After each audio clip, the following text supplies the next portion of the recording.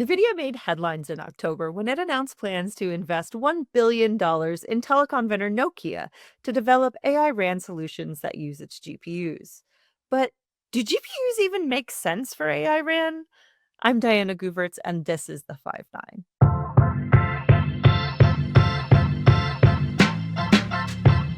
Nvidia's announcement with Nokia mostly focused on using GPUs at the base of wireless towers to run both radio access network or RAN applications alongside AI workloads.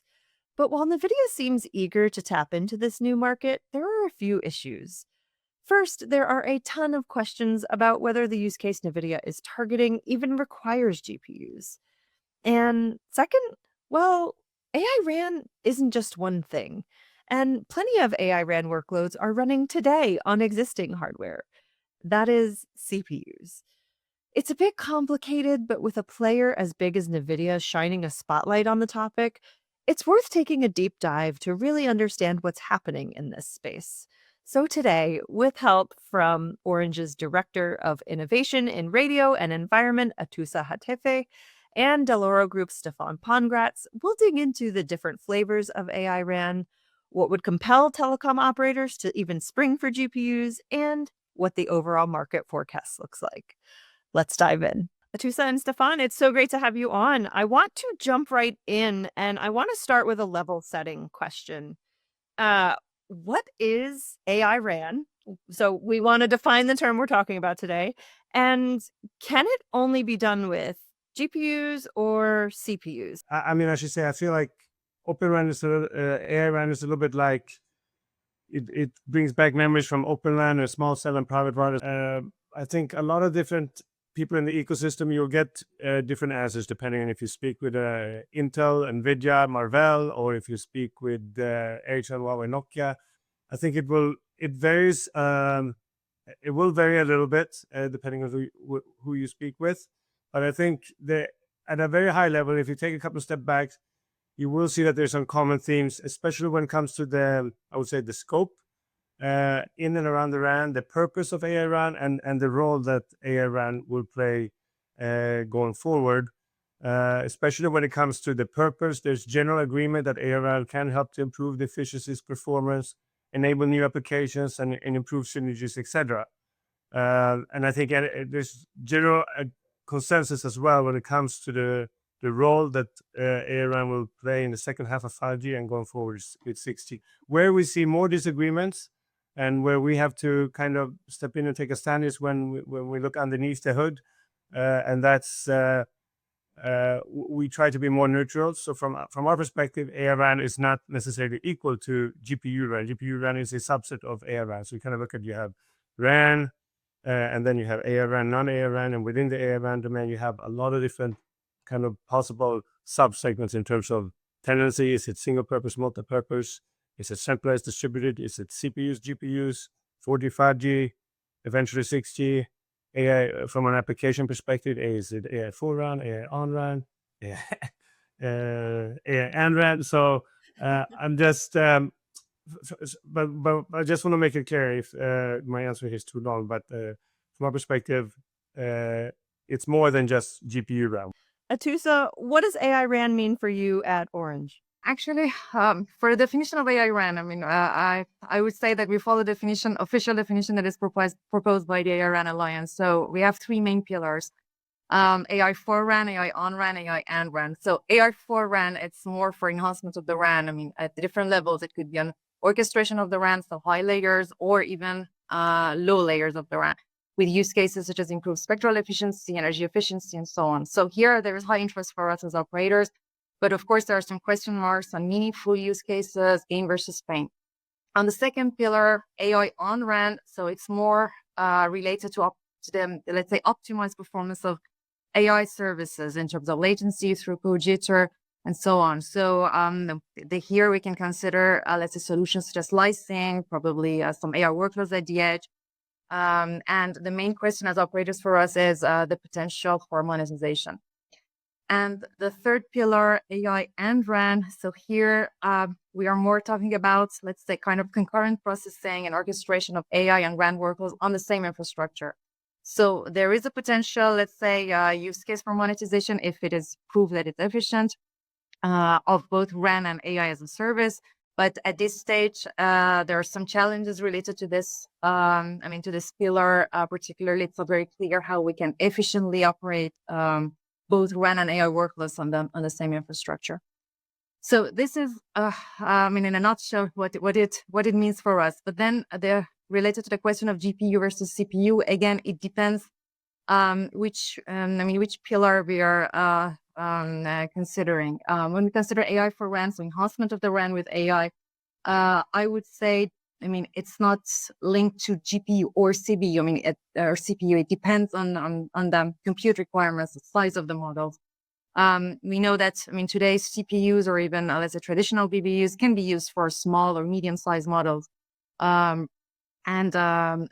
Even there are some enhancements and optimization on the software from vendors to better process the AI.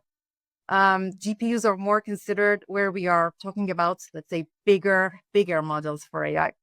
And at this stage, at least, what we see is that AI models for RAN, particularly even for lower layers of RAN, are not generally very large because they are specialized to a very specific task, unlike big LLMs. So they can run on top of a CPU or let's say ASIC or a traditional BBU.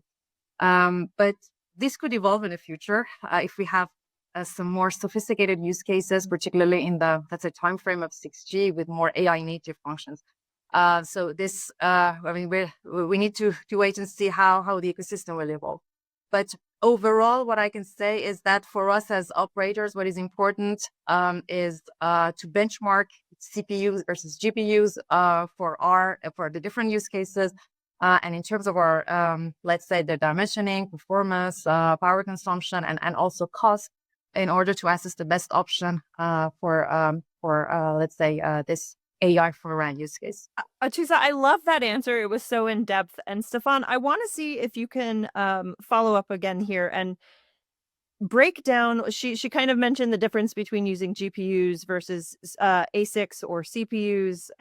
What are you seeing in terms of how that debate is shaping up? Is it being driven by actual needs? Is it being driven more by just vendor interest in this space? There's multiple factors here. First of all, very important for the operators. Their revenues had been generally flat over the past 10 years if you look globally. So the risk profile is well known at this point, and they want to minimize the risk and they want to maximize the investments they've made. And as Atoosa said, if there are things that can be done, you can realize some gains with the existing infrastructure, that is probably a more pragmatic approach for the operators. So what we see right now is that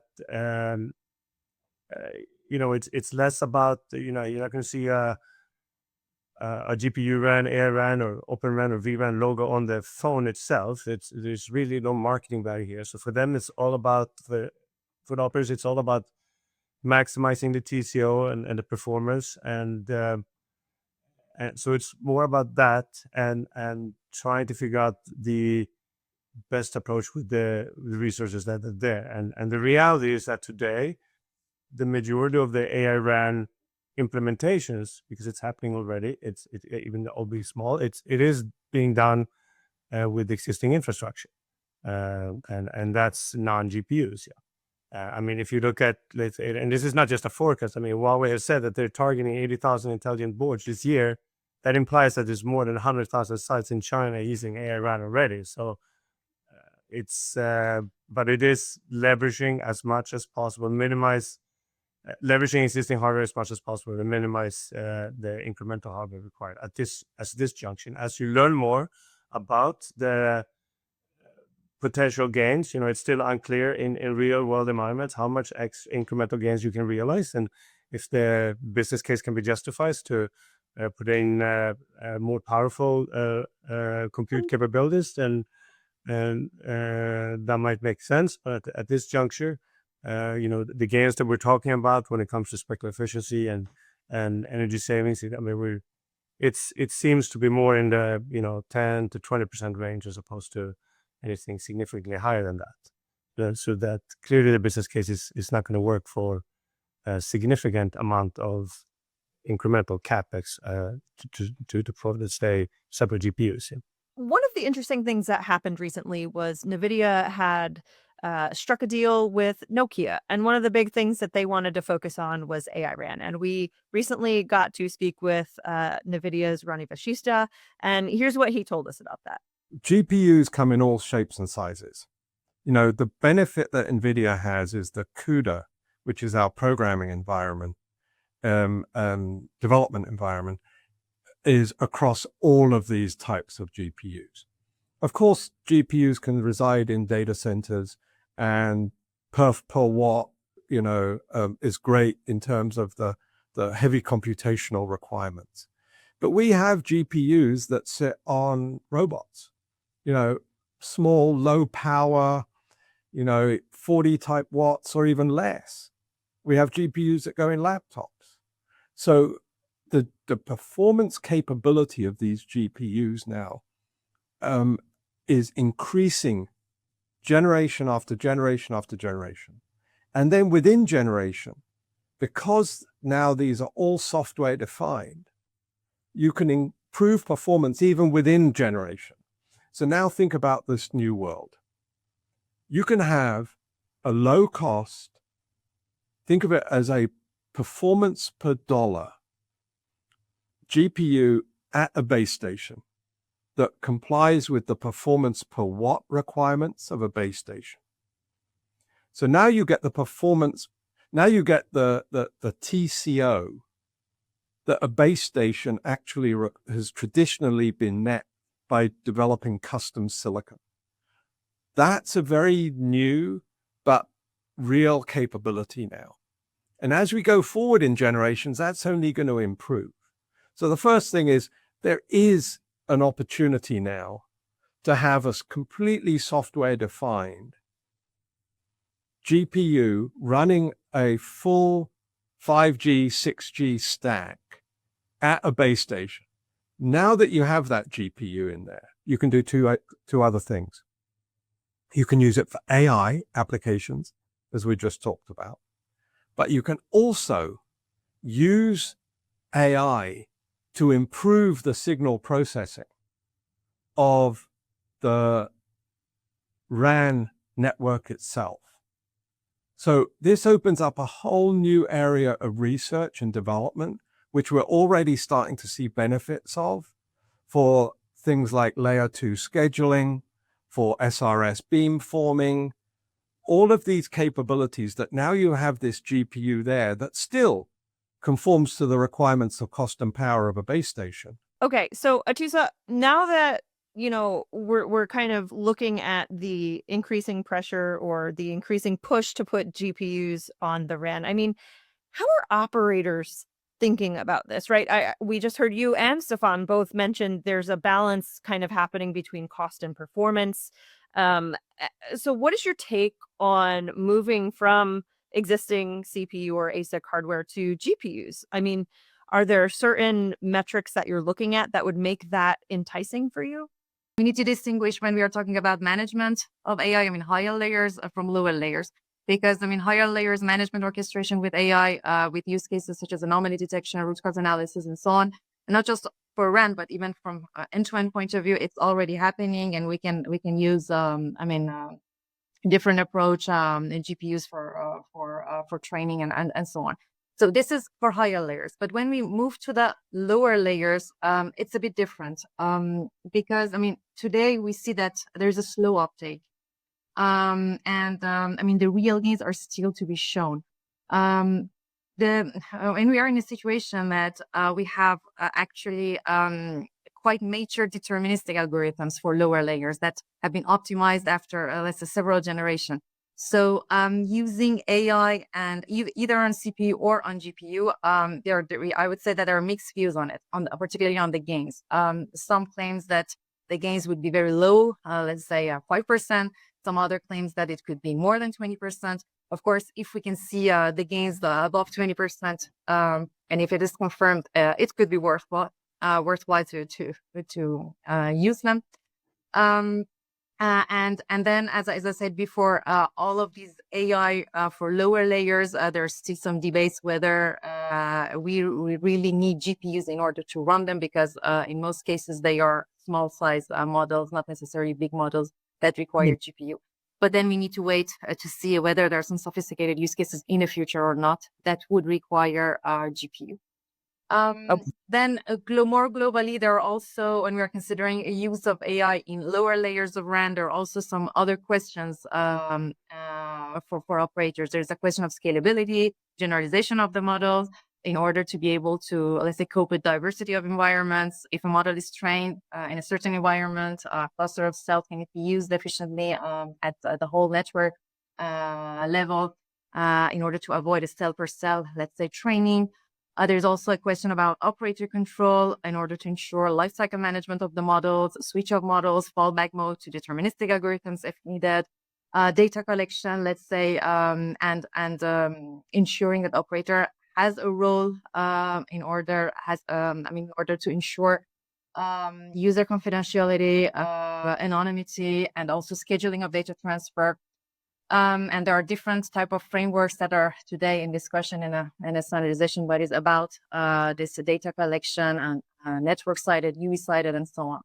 So this was mainly for the AI for RAN. And then if we consider other cases, other pillars, AI on RAN and AI and RAN.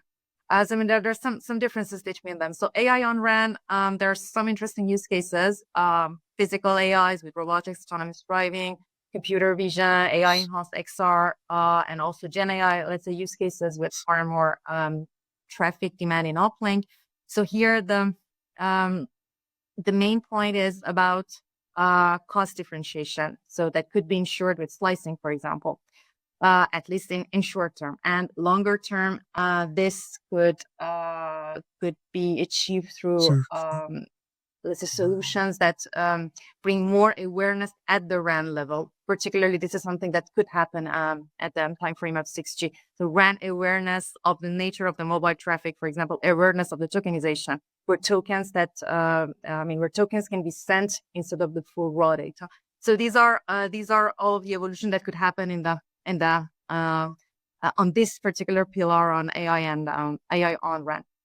And then if we consider AI, the last pillar, AI and RAN, here actually the main point is whether for the AI processing we need to consider the edge or the edge cloud or distributed use cases, because here the question is whether we can we can share the same infrastructure for RAN and AI. Yeah. And there are so many question marks and challenges that still need to be solved. In terms of use case, it's not very clear whether AI needs to actually to run at the edge, because we know that in terms of processing, devices are progressing. We have also the data centers, so something in between in terms of processing. Is it really needed? What are the meaningful use cases for that? In terms of latency, we know that most of the latency is in the compute, not in the radio. With a factor of 10 times difference between them. So we have hundreds milliseconds in compute versus tens of milliseconds in the radio. These are all of the challenges that we need to actually manage to see whether we can find meaningful use cases. And again, as I said before, when we are considering sharing the same infrastructure between AI and RAN, we need to also consider what are, all of the related challenges. On the RAN side, we don't necessarily need GPUs. All of the layers of the RAN, they don't need acceleration. L2 and L3 can run on CPU. L1 or part of the L1 functions, they need some acceleration, either ASIC or CPU with acceleration or GPU. And here, if you want to consider mutualization of the same infra with AI workloads, then we need to consider also all of the constraints of RAN in terms of real time. In general, we need to pre-reserve some of resources for RAN workloads because of real-time constraints. To what extent we can really share the infrastructure between RAN workload and AI workload is a question mark, because we can also have this requirements in terms of regulation, in terms of security, in terms of confidentiality, and also from operational point of view, when we consider B2B customers, they may have also some preferences in order to separate infrastructure. So all of these open questions and challenges still remain in order to, before moving forward in this direction for AI and RAN on the same infra.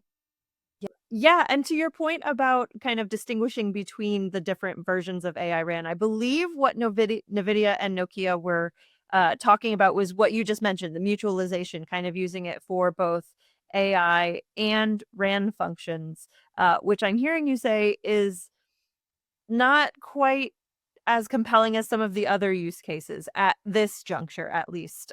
Or at least there are several other considerations besides just GPUs are great. But Stefan, talk to me about zooming out. So let's zoom out. What does the AI forecast, the AI RAN forecast look like?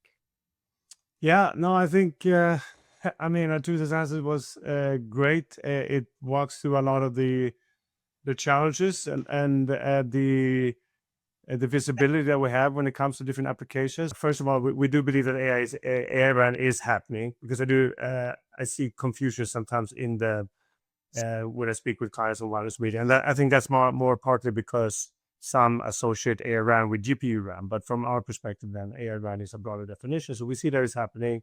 We believe it's going to reach significant scale in the second half of 5G, and then of course from the beginning with 6G, but at the same time, the base case or the base scenario that we have outlined is that AI RAN is not necessarily going to grow the market, and it's going to be more focused in on the AI 4 RAN bucket, so to speak, on looking at the way the AI RAN Alliance have kind of framed the conversation. What we said publicly is that over the next or the long-term focus over the next 5 years, roughly a third of the sites by the end of the latter part of the forecast period will use some form of AI RAN, but then more focused on the AI 4 RAN component there. But just want to be clear here, we without going into exact details, but the majority of that forecast is first of all, it's not growing the pie, but it's also going to be non-GPU based AI RAN. So specific over the near term, it's going to be more TCO friendly use cases leveraging existing hardware. So I want to give you each a chance to kind of have an open court shot here at the end. What is one thing I didn't ask you about that you think more people need to be thinking about or talking about in all of these discussions about AI RAN? And again, I know there are different flavors of AI RAN, but what is the one thing that is the most lacking in the conversations that you're having? Atoosa, maybe you can start. The main point is what would be at the end the use cases that could really help operators to monetize. Because for optimization of the RAN, using let's say AI for optimization of the RAN, the gains are still very debatable. So we don't know exactly what would be the real gain that justify introduction of AI in lower layers. I'm talking more about lower layers, because on the management layer, it's a bit different. That we have already seen some meaningful gains. And also for the other pillars of AI RAN, AI and RAN, AI on RAN, what are the concrete use cases that could really provide monetization opportunities for operators? Yeah, all about monetization, all about cost and efficiency. Stefan, what is the one thing that you're hearing that you think more people need to be thinking about or talking about? I guess that we didn't touch too much on if the recent Nokia Nvidia announcement, if that has changed the conversation at all, or or because we're always working probabilities. So if it has changed the probabilities that AI RAN, Cloud RAN, or GPU RAN, that will now the probability that will be successful or not. Yeah, I feel like that's because from our perspective, the focus necessarily hasn't significantly changed. But when you look underneath the hood, of course, I would focus in on the probabilities and the implications of that of that announcement. Yeah, Probably, and I mean, that's a great point because also Nvidia has plenty of money to throw behind this. They obviously invested $1 billion in Nokia, so that could be an interesting factor to factor in.